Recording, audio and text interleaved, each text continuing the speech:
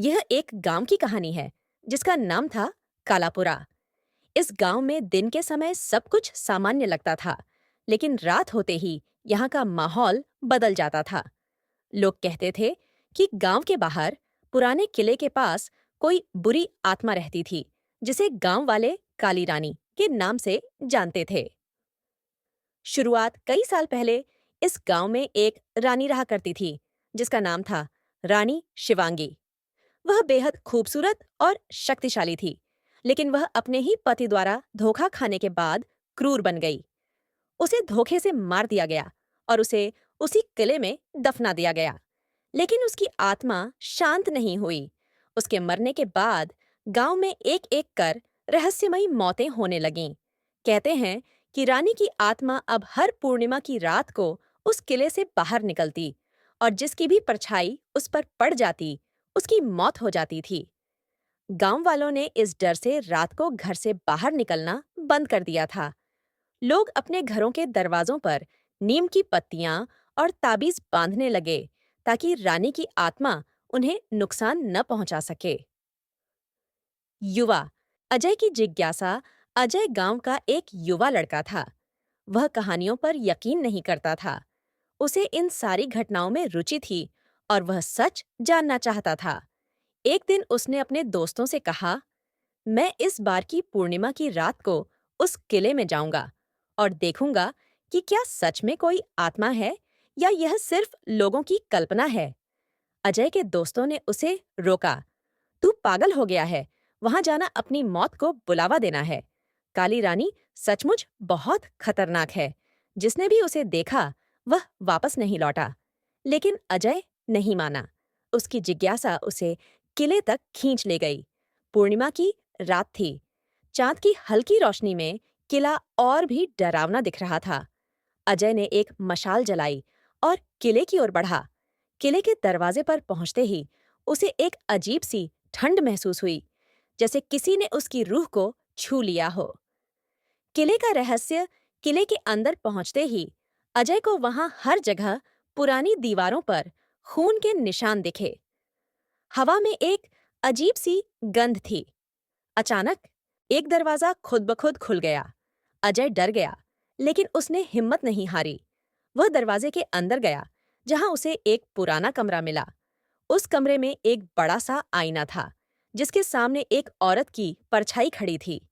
वह परछाई धीरे धीरे अजय की ओर बढ़ने लगी। उसकी आंखें लाल थीं और चेहरा विकृत। अजय ने महसूस किया कि यह वही काली रानी है।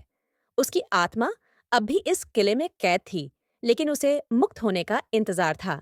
अचानक रानी की आत्मा ने अजय से बात की। तू यहाँ क्यों आया है? क्या तुझे मरना है? उसकी आवाज इतनी भयानक थी कि अजय के पैर कांपने लगे।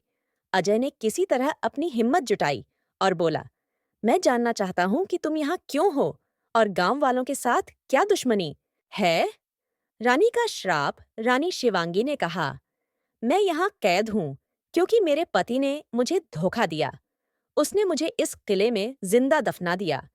मैं तब तक इस किले से मुक्त नहीं हो सकती जब तक कोई मेरी हत्या का बदला न ले। इस गांव के लोग भी मेरे पति के अत्याचारों में शामिल थे, इसलिए मैं उनकी मौत का कारण बनती हूँ। अजय ने देखा कि रानी के चेहरे पर अब क्रोध और दर्द का मिश्रण था। उसकी आत्मा केवल न्याय चाहती थी, लेकिन वह अपने गुस्से में निर्दोष लोगों को मार रही थी।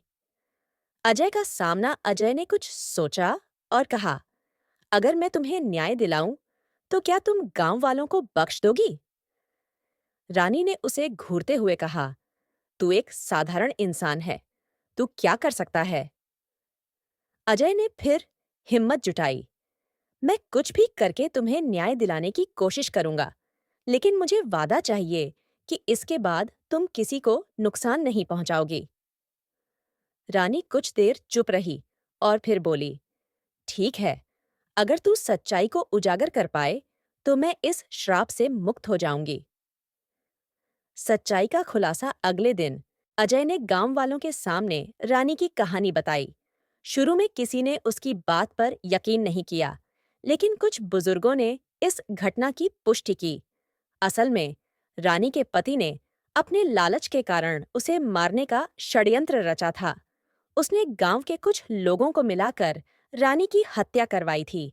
गांव के बुजुर्गों ने अपनी गलती मानी और रानी की आत्मा से माफी मांगी। उन्होंने उसकी याद में एक मंदिर बनवाने का फैसला किया ताकि उसकी आत्मा को शांति मिले।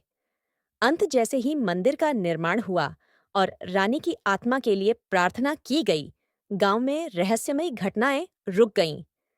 रानी शिवांगी की आत्मा अब शांति पा चुकी थी।